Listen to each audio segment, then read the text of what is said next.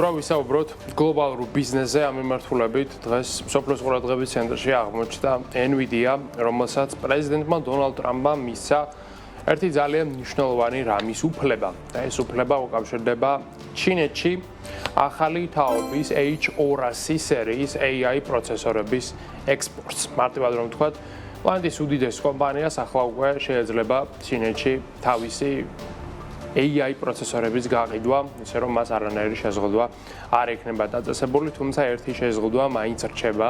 ძალაში მას არ შეუძლია H100 სერიის გატანა, ანუ ფლაგმანულ სერიაზე გვაქვს საუბარი, ვინაიდან ტრამპის ადმინისტრაცია ხედავს ამაში გარკვეულ რისკს და ასევე იმის ვალდებულებას, რომ რეალურად NVIDIA და სხვა AI კომპანიებმა უნდა უზრუნველყონ ამერიკის სახელმწიფოობა, ხოლო იმისათვის რომ ამერიკა იყოს ნომერ პირველი, მან თავისი ტექნოლოგია ასე მარტივად არ უნდა გასცეს არავიზე, მათ შორის არც ჩინეთზე, ყველაზე მეტად ჩინეთზე. სწორედ ამიტომაც H100, ანუ რუბინის არქიტექტურის ასე ვთქვათ, პროცესორებს ვერ გაიტანს NVIDIA ექსპორტზე, მაგრამ H200-ებს, ანუ Blackwell-ის არქიტექტურას გაიტანს ძალიან მარტივად.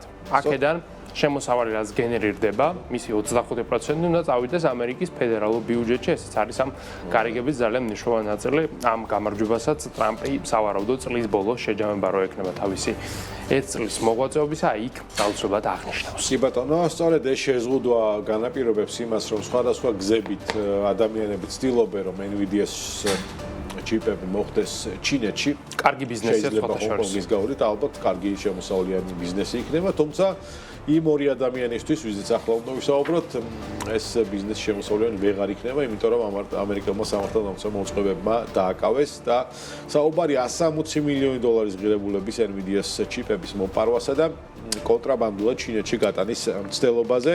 აქ შედიოდა H200-ის ჩიპებიც. აქამდე რაც იყო შეზღუდული. არ იცოდნენ ახლა და იმიტომ H200 მიაყოლეს და H100-ის ჩიპები, რომელიც ასევე შეზღუდულია, კი ბატონო. ნუ როგორც ქვეყნის იუსტიციის დეპარტამენტში განაცხადეს, ფანიუე გონგი და ბელნილ იანი იყვნენ ორი პირი, რომლებმაც შეადგინეს კონტრაბანდული სქემა. არსებული ინფორმაციით ისინი ჩიპებს სხვადასხვა მეთოდებით მოიპოვებდნენ, NVIDIA-ს გარეგნული ნიშნების წაშლას აპირებდნენ, ყალბი ასე ვთქვათ, ბრენდის გამოყენებას და სწორედ ასე დოკუმენტების გაყალბებით გეგმავდნენ კონტრაბანდული საქონელის გატანას. აღსანიშნავია, რომ მათი დაკავება იუსტიციის დეპარტამენტის ოპერაცია კარიბჭის მცველის ფარგლებში განხორციელდა. ეს ოპერაცია ზოგადად უნებართვოდ სხვადასხვა ტექნოლოგიური მიღწევების ქვეყნიდან გატანას ებრძვის და ამ ოპერაციის ფარგლებში ამოღებული 50 მილიონის ნახევარ გამტარები უკვე იყო. სანამ ეს ბოლო ოპერაცია ჩატარდებოდა, დეპარტამენტმა გამოავლინა, რომ დაკავებული პირები მარტო არ მოქმედებდნენ და საერთო სისტემას ჰიუსტონში დაფუძნებული კომპანია კურირებდა. მისი ხელმძღვანელი არის დაკავებული და უდიდესი კონტრაბანდული სქემა და ქსელი იყო შექმნილი. ჰონკონგში ხდებოდა ეს ჩიპები და ჰონკონგიდან სავარაუდოდ იყვნენ ჩინელი დამკვეთები, რომლებისთვისაც განკუთვნილი იყო ზუსტად ამ ჩიპების ტრანსპორტირება. გონგი და იუანი ჰონკონგში დაფუძნებული ლოჯისტიკური ფირმის დაკვეთას ასრულებდნენ. ეს დეპარტამენტმა გავრცელა ინფორმაცია და შესაბამისად გაიშიფრა სქემა, რომელიც ალბათ წლებია მუშაობს და ყოველ შემთხვევაში ახლა ეს სქემა ჩახსნილი და გადაჭრილია. ხო, ალბათ იმ კლიენტებსაც მიადგებიან, რომლებსაც არალეგალური გზებით შეიძინეს ეს ჩიპები და შეიძლება პოლიტიკური ზეწოლის გზით მათ ამ პროდუქტების დათმობაც კი აიძულონ, მაგალითად პრეზიდენტმა ტრამპმა შეიძლება სი ძინპინთან მიაღწიოს ამ თემაზე შეთანხმებას. დარწმუნებულა რომ მიაგნებენ H100-ის დამალვა მარტივად არ არის, იმდენ ენერგიას მოიყვარს. ისე ჯიბეში ვერ ჩამალავენ ამ პროდუქტს, ნამდვილად ძალიან მნიშვნელოვანი პროდუქტია ის დღეს გლობალურ ტექნოლოგიურ სექტორში.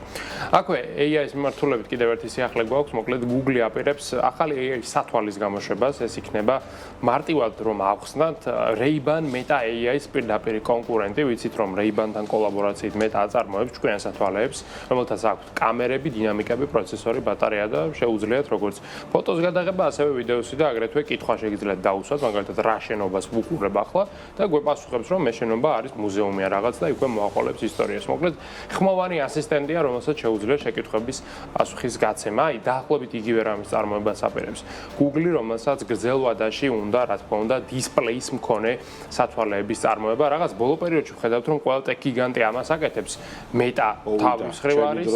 მოვიდა შენი დროც ნამდვილად, Google-მაც უკვე უნდა დაიწყოს, Apple-მა Vision Pro გამოუშვა, Samsung-მა გამოუშვა ცოტა ხნის წინ ჭკვიანი სათვალე და ლამის ყველა ტექ კომპანია პრინციპში ასეთ პროექტებზე მუშაობს, რაც იმაზე მევთითებს, რომ შეიძლება ეს ტექ კომპანიები ფიქრობენ, რომ მომდენო 5 წელიწადში შეიძლება smartphone-ები სწორედ ჭკვიანმა სათვალეებმა ჩაანაცვლონ, ვინაიდან თუკი კომპიუტერული პროცესინგი იმდენად გამარტივდება, როგორც ისინი ფიქრობენ, ეს რა თქმა უნდა, ყველა ადამიანისათვის უფრო მისაღები გამოყენების ფორმა იქნება, ვიდრე ჩვეულებრივი smartphone-ი. კი ბატონო, ილონ მასკის განცხადებაზე გადავიდეთ, რომელმაც განაცხადა, რომ გავრცელებული ინფორმაცია 800 მილიარდი არის შეფასება მომდენო რაუნდისთვის SpaceX-ის.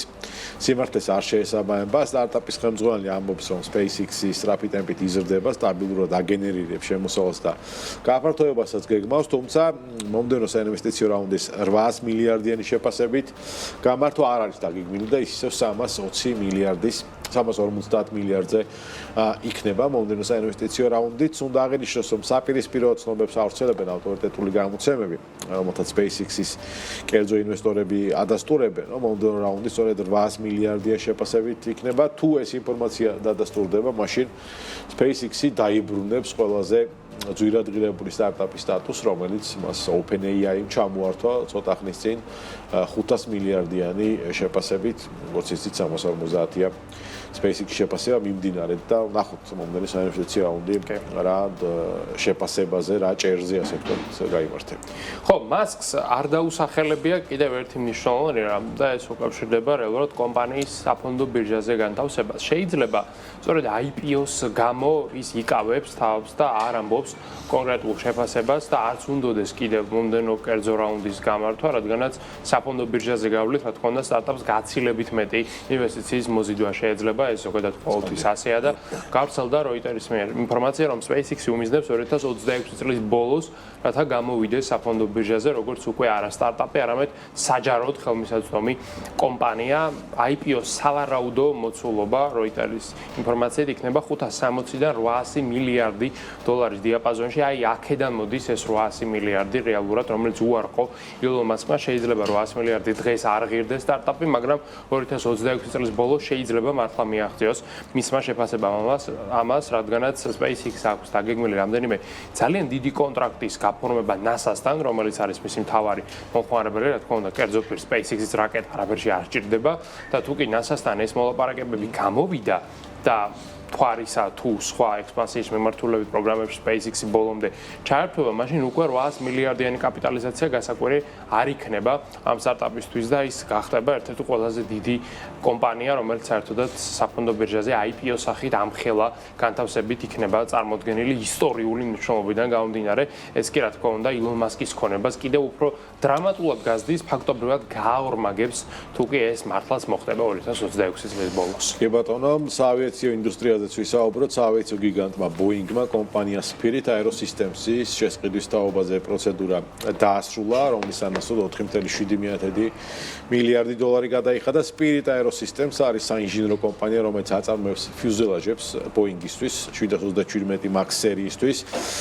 მის პროდუქტებში შედის გასულ წელს Alaska Airlines-ის გვახსოვს შემთხვევა, როდესაც ფიუზელაჟი ნაწილი მოსძვრა, თვითმფრინავს და ავარიული დაშვების განხორციელება მოუწია, შესაბამისად შემდეგ იყო გარკვეული ვარდნებიც Boeing-ის გამოძიება და ასე შემდეგ. კონკრეტული დაბარებები და მთელი Boeing-ი თვლის, რომ ხარისხის და უსაფრთხოების კუთხით უდიდესი ნაბიჯი გადადგეს წინ, რადგან აღარ იქნებენ აუთსორსზე დამოკიდებულები და Boeing-ი თავად გააკონტროლებს პროცესს, რომელიც უკავშირდება ძალიან მაღალ ტექნოლოგიურ და ასე ვთქვათ უსაფრთხოების მიმართულებით ძალიან ხარჯიან წარმოებას, რომელსაც მართავდა აქამდე Spirit Aerosystems-ი. გარიგების მთლიანი ღირებულება Spirit-ის დავალიანებების გამო, ეს დავალიანებებიც ამის მერე უფრო მეტად წარმოეშვა, იქნება 8.3 მილიარდი დოლარი და ეს გადაწყვეტილება, რა თქმა უნდა, Boeing-ს დაეხმარება უსაფრთხოების სისტემების ხარისხის გაუმჯობესებას, ყოველ შემთხვევაში ასეთია მოლოდინები კომპანიის.